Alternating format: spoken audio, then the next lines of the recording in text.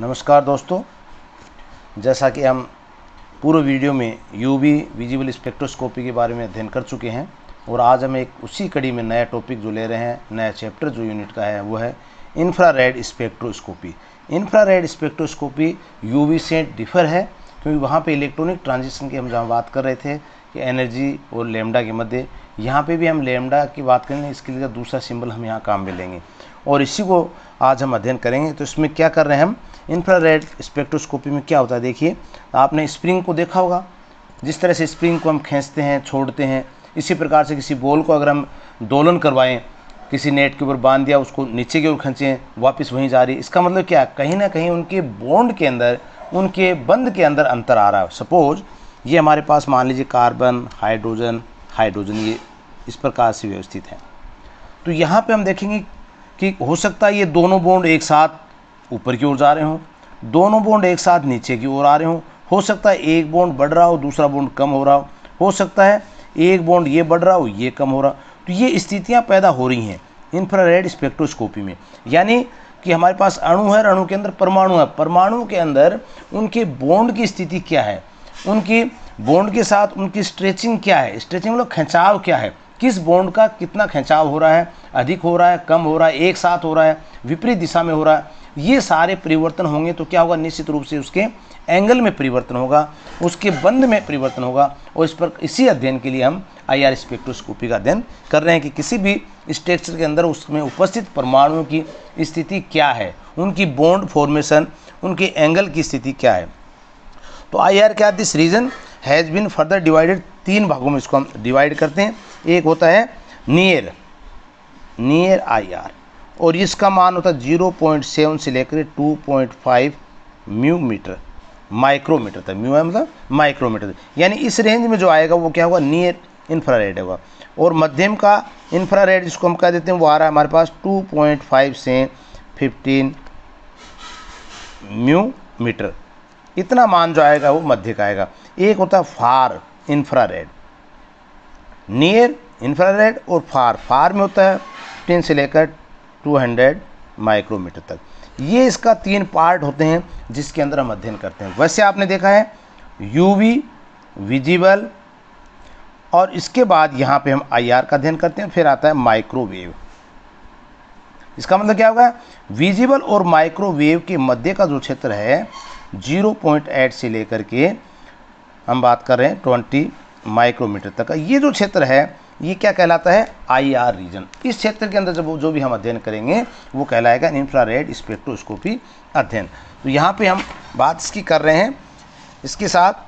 तो क्या करें हम, देखिए, concerning with the study of adsorption of infrared radiation which news vibrational transition. यहाँ पे हम बात करें, वहाँ पे एब्जॉर्प्शन की बात कर रहे थे यूवी में, यहाँ पे हम करें वाइब्रेशनल, किसकी, वाइब्रेशनल रोटेशन। वाइब्रेशन स्थिति क्या हो रही है, यानी वाइब्रेट हो रहा है तो उसके साथ उसके बंध में क्या परिवर्तन आता है, तो इसको हम क्या कह सकते हैं, वाइब्रेशनल स्पेक्ट्रोस्कोपी भी कह सकते हैं। Mainly use in this structure इंस्टूडेट the determination of functional group, और इससे हम क्या कर सकते हैं, इसका फंक्शनल ग्रुप भी ज्ञात कर सकते हैं। तो होता क्या है, विद्युत चुंबकीय स्पेक्ट्रम में विजिबल व माइक्रोवेव, यानी विजिबल क्षेत्र और माइक्रोवेव के मध्य का जो भाग हमने क्या कहा, इंफ्रारेड आईआर स्पेक्ट्रम कहलाता है। इस विकिरण की तरंग दैर्ध्य का मान उच्च लेकिन ऊर्जा का मान कम होता है। मैंने बताया था आपको, इस ओर चलते हैं तो आप देखिए ऊर्जा का मान जो होता है डिक्रीज होता जाता है, यानी एनर्जी यूवी से विजिबल और आईआर की तरफ चलेंगे तो क्या होती जाएगी, एनर्जी इसकी डिक्रीज होती जाएगी, तो ये क्या हो जाता है, डिक्रीज। और लैम्डा का मान क्या होता जाएगा, इंक्रीज होता जाएगा, लैम्डा मैक्स का मान इंक्रीज। तो ये परिवर्तन यहाँ आएगा, यानी ऊर्जा का मान कम होता जाएगा और लैम्डा मैक्स का मान बढ़ता जाएगा। इसी कम ऊर्जा वाले विकिरणों के अवशोषण से विभिन्न प्रकार के कंपन संपन्न होते हैं, यानी वाइब्रेशन निर्मित होते हैं, वाइब्रेशन संपन्न होते हैं। और अणुओं के मध्य बहुत प्रकार के बंध होते हैं और प्रत्येक बंध में कई प्रकार के कंपन हो सकते हैं। मैंने कल बताया था आपको शुरू में यूवी में कि हमने कहा था, जैसे मान लीजिए E1 E2, ये एनर्जी फर्स्ट प्रारंभिक स्थिति है, ये अंतिम। इसके बाद हम कह दें कि इसके अंदर ये क्या हो रहा है, वाइब्रेशनल V1 V2, और वाइब्रेशन के अंदर क्या कहा था मैंने, रोटेशनल।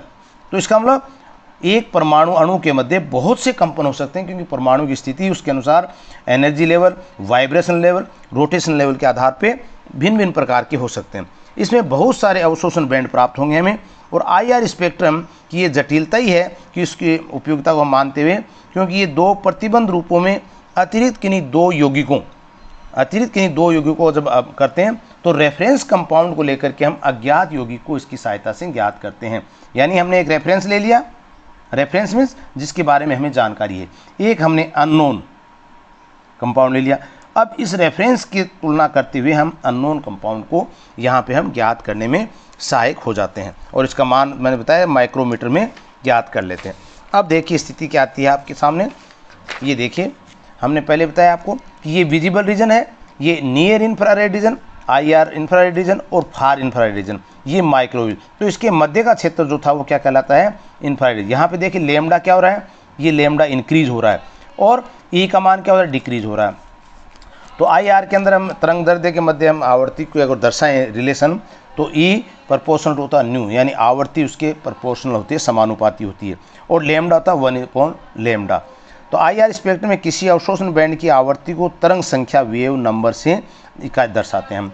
तो वेव नंबर के आधार क्या है, 10⁴/λ, यानी 1 माइक्रोमीटर बराबर होता है 10⁻³ नैनोमीटर, और इक्वल टू 10⁴ सेंटीमीटर। अब आता है कि प्रिंसिपल ऑफ IR स्पेक्ट्रोस्कोपी का सिद्धांत क्या है, प्रिंसिपल क्या है। तो मैंने कहा molecules are made up of the atom linked by chemical bonding. कोई भी अणु है उसके अंदर क्या है, केमिकल बॉन्डिंग, रासायनिक बंध के द्वारा, उसके सहसंयोजक बंध के द्वारा परमाणु जो वो बंधित रहते हैं। The moment of the atom, और उन परमाणुओं का जो मोमेंट है, गति है, and the chemical bonds look like spring and ball. Spring का जैसे हमने कहा कि स्प्रिंग बढ़ रही है, फैल रही है, फिर वापस दब रही है, इसी प्रकार से बॉल फैल आगे की ओर जा रही है, फिर पीछे की ओर है। तो ये सारा क्या है, ये वाइब्रेशन कहलाता है, इसी का हम अध्ययन इसके अंतर्गत करते हैं। This characteristic vibration are called natural frequency of vibration. ये नेचुरल फ्रीक्वेंसी की आवृत्ति है वाइब्रेशन की। Applied infrared frequency equal to होता है नेचुरल फ्रीक्वेंसी ऑफ वाइब्रेशन, और change in the dipole moment is required. उसके अंदर द्विध्रुव आघूर्ण जो है वो चेंज होता रहेगा। इसके बाद आता है, इसमें देखिए कि मोलिकुलर वाइब्रेशन, इसका मतलब आणविक कंपन क्या है। आणविक कंपन क्या है, आणविक कंपन हमारे पास दो प्रकार के, यहाँ देखिए आप, मोलिकुलर वाइब्रेशन आणविक कंपन दो प्रकार के होते हैं। तो स्ट्रेचिंग वाइब्रेशन यानी तनन, स्ट्रेचिंग वाइब्रेशन, दूसरा होता है बेंडिंग वाइब्रेशन, उसके अंदर बंकन। ये दोनों चीज़ ध्यान रखिए, स्ट्रेचिंग और बंकन। अब पहले हम लेते हैं स्ट्रेचिंग वाइब्रेशन क्या होता है। स्ट्रेचिंग वाइब्रेशन में देखिए हमारे पास मान लीजिए ये एक कार्बन है, ये एक ऑक्सीजन है, एक ऑक्सीजन, कार्बन डाइऑक्साइड की बात हम करें, ये हमारे पास एक मोलिक्यूल है। तो यहाँ पे आप देखिए ये इनके बंध में जो सहसंयोजक बंध की हम बात कर रहे हैं, ये दोनों हम दिखाना चाह रहे हैं कि फैलाव हो रहा है, दोनों ऑक्सीजन फैल रहे हैं। दूसरी स्थिति हम ये कह दें कि ये कार्बन और ये ऑक्सीजन और ये ऑक्सीजन, इसका मतलब दोनों के अंदर क्या हो रहा है, सिकुड़ रहे हैं, यहाँ पे फैलाव हो रहा है, यहाँ सिकुड़ रहे हैं। या तीसरी स्थिति हम कह दें ये कार्बन, ये ऑक्सीजन रिंग, ये फैलाव हो रहा है, लेकिन यहाँ ये दब रहा है, इसका मतलब ये संकुचित हो रहा है और यहाँ पे ये फैलाव हो रहा है।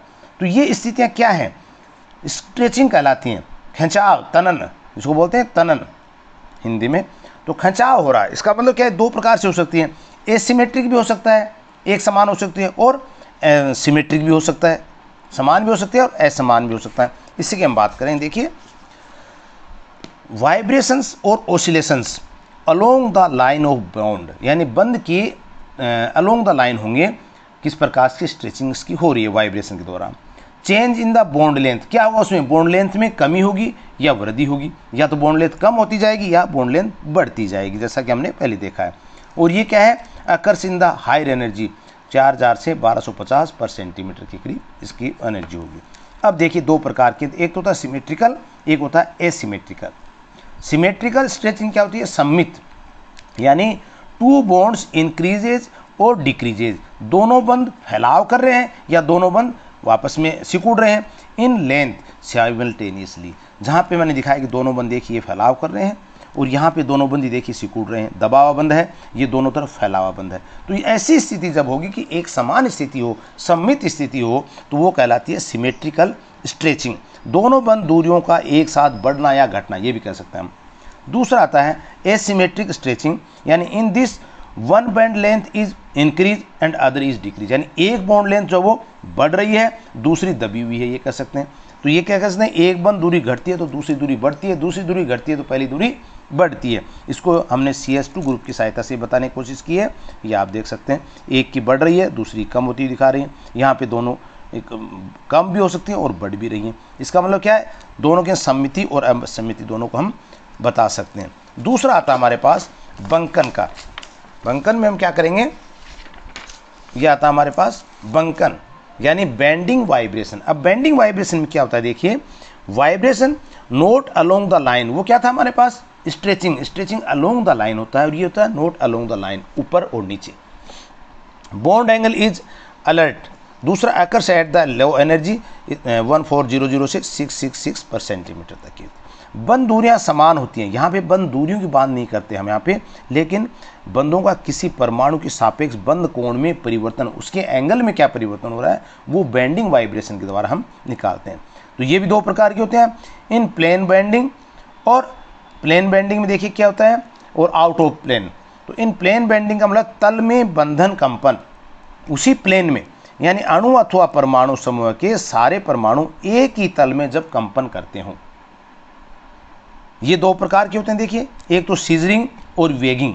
सीजरिंग वाइब्रेशन क्या होता है, जैसे कैंची आपने देखी होगी, कैंची में दिखाते हैं दोनों अंदर की ओर आना, और फिर हम खोलते हैं तो दोनों पट जो इसके बाहर की ओर जाना, ये कहलाता है सीजरिंग टाइप का बंकन। तो अंदर की ओर आएगा तो स्वाभाविक है उसका क्या होगा, यहाँ पे बॉन्ड एंगल जो है वो कम होता जाएगा, यहाँ पे बॉन्ड एंगल जो है इसका बढ़ता जाएगा। तो ये मैंने कहा था बॉन्ड एंगल में क्या परिवर्तन इसमें हो रहा है। यहाँ पे हमने दूरी की बात नहीं की थी, किसकी बात की है कि सेंटर एटम से जब परमाणु पास में निकले हुए हैं बॉन्ड के द्वारा, उनके अंदर बॉन्ड एंगल में क्या परिवर्तन हो रहा है, बंद कोण में क्या परिवर्तन हो रहा है, इसकी बात हमने यहाँ की। तो सीजरिंग में क्या होता है, कैंचिनुमा लिख भी रखा है, two atoms approach each other, ये दोनों एटम एक दूसरे की ओर आ रहे हैं, दोनों एटम एक दूसरे की ओर अप्रोच कर रहे हैं। जैसे कैंची को हम बंद करते हैं तो क्या एक दूसरे के पास आ रहे हैं। बॉन्ड एंगल आर डिक्रीज, और बॉन्ड एंगल क्या हो जाएगा इस दौरान, डिक्रीज हो जाएगा। ये आ रहे हैं दोनों एक दूसरे के पास और बॉन्ड एंगल डिक्रीज होगा। दूसरा आता है रॉकिंग वाइब्रेशन, जिसको बोलते हैं संधोली कंपन। Moment of atoms take place in the same direction, जब एक ही डायरेक्शन में जा रहे हों, बंद कोण को स्थिर रखते हुए, क्योंकि एक ही डायरेक्शन में एक आगे चलेगा एक पीछे चलेगा, तो बंद कोण जो वो उतना ही रहेगा। देखिए ये आगे जा रहा, ये इसके पीछे आ रहा, इधर से अगर हम लें ये इधर हो रहा है, इस साइड में आ रहा है, इसका मतलब बंद कोण में कोई अंतर नहीं आ रहा है। बंद कोण को स्थिर रखते हुए अणु के तल में ही समूह की दाईं और बाईं ओर कंपन जब हम करवाते हैं, वो स्थिति कहलाती है रॉकिंग टाइप की। इसके बाद आता है हमारे पास आउट ऑफ प्लेन, जिसकी हम बात कर रहे हैं। आउट ऑफ प्लेन बेंडिंग में क्या होता है, तल के बाहर कंपन से क्या मतलब होता है, कोई अणु या परमाणु समूह के परमाणु कंपन करते हुए तल के बाहर, बाहर का मतलब होता है ऊपर या नीचे निकले हुए रहते हैं। ये भी दो प्रकार के होते हैं, वेगिंग वाइब्रेशन अभिदोलन कंपन, और दूसरा होता है ट्विस्टिंग व्यावर्त कंपन, जिसको कहते हैं ट्विस्टिंग और वेगिंग। तो जो नाम आपको याद रहे उचित हिंदी में रहे हिंदी में रहे, ना इंग्लिश में कोई दिक्कत नहीं आती साइंस में। वेगिंग वाइब्रेशन क्या है, two atoms move to one side of the plane, plane की एक ही साइड में मूव कर रहे हों, they move up and down the plane. अब देखिए यहाँ पे मैंने देखा CS2 समूह के दोनों हाइड्रोजन परमाणु शेष अणु के तल से नीचे की ओर से हो रहे हैं। देखिए ये नीचे की ओर आ दोनों, यहाँ पे हम कह रहे हैं एक ही प्लेन में, तल के ऊपर की ओर है, यहाँ पे एक प्लेन में है। तो ये क्या शो कर रहा है हमारे पास, आउट ऑफ प्लेन में वेगिंग टाइप का, जिसमें two atoms move to one side of the plane, they move up and down the planes. बंद कोण तो समान रहता है, लेकिन उस समूह के सिरे वाले परमाणु शेष अणु के तल के ऊपर या तल के नीचे की ओर कंपन करते हैं, वाइब्रेट करते हैं, अपर साइड या लो साइड। जैसे हम ले सकते हैं लोहे का फाटक, जिसमें अंदर बाहर दोनों तरफ खुलता हो, तो आप देख सकते हैं स्थिति बिल्कुल कैसी होती है, वेगिंग वाइब्रेशन टाइप की होती है, जो दोनों तरफ खुल रहा हो। कोई भी गेट है आप देख सकते हैं दोनों तरफ खुल रहे हैं, तो उसकी स्थिति यही होगी, सेंटर से बाहर की ओर जा रहे हैं या सेंटर से अंदर की ओर आ रहे हैं। दूसरा आता है ट्विस्टिंग टाइप का व्यावर्त कंपन, one atoms move along the plane and another atoms move below the plane. यहाँ देखिए एक एटम क्या कर रहा है, मूव कर रहा है अबाव द प्लेन, ऊपर की ओर, and another atom move below the plane, plane के नीचे की ओर जा रहा है। देखिए यहाँ पे बाएं हाथ वाला हाइड्रोजन तल के नीचे की ओर जा रहा है, दाएं हाथ वाला हाइड्रोजन तल के ऊपर की ओर जा रहा है। जैसे एक हाथ को हम ऊपर की ओर कर लें, एक हाथ को नीचे की ओर करें, वो स्थिति यहाँ पे बन जाती है। दूसरा तल में है दोनों, और यहाँ देखिए ऊपर एक साइड का बाएं वाला और दाएं वाला नीचे की साइड में, तो ये स्थिति यहाँ पे हम बता सकते हैं। देखिए इसका मोमेंट इस ओर दिखाया है, इसका मोमेंट इस ओर दिखाया है। तो one atom move above the plane and another atom move below the plane, एक प्लेन के ऊपर की ओर होगा, दूसरा प्लेन के नीचे की ओर। ये कहलाता है ट्विस्टिंग टाइप, व्यावर्त कंपन। इसमें क्या होता है, समूह के सिरे वाला एक परमाणु यदि अणु के तल के ऊपर की ओर गति करता हुआ दोलन करता है, कंपन करता है, तो दूसरा परमाणु ठीक उसी समय अणु के तल के नीचे की ओर गति करता हुआ कंपन करेगा। तो ये स्थिति हम इसको व्यक्त कर सकते हैं। इसके बाद आता है हमारे पास एनर्जी लेवल कोड, जो आपने शुरू में हमने देख ली चीज़ कि अल्ट्रावायलेट वाली एनर्जी लेवल में क्या था, कम थी, और उसके बाद यू लेमडा का मान के अंदर परिवर्तन किस प्रकार से यूवी और आईआर के अंदर ऊर्जा के साथ भी इसको हम शो कर सकते हैं एनर्जी लेवल को। तो इसमें क्या बताया आपने कि in contrast infrared region is absorb due to the vibration and rotation. यहाँ वाइब्रेशन और रोटेशन की बात हमने की, और कितने प्रकार के कंपन हम कर सकते हैं, और उन कंपन के द्वारा आईआर का मान हम निकाल सकते हैं। तो आज के लिए धन्यवाद आप सभी को।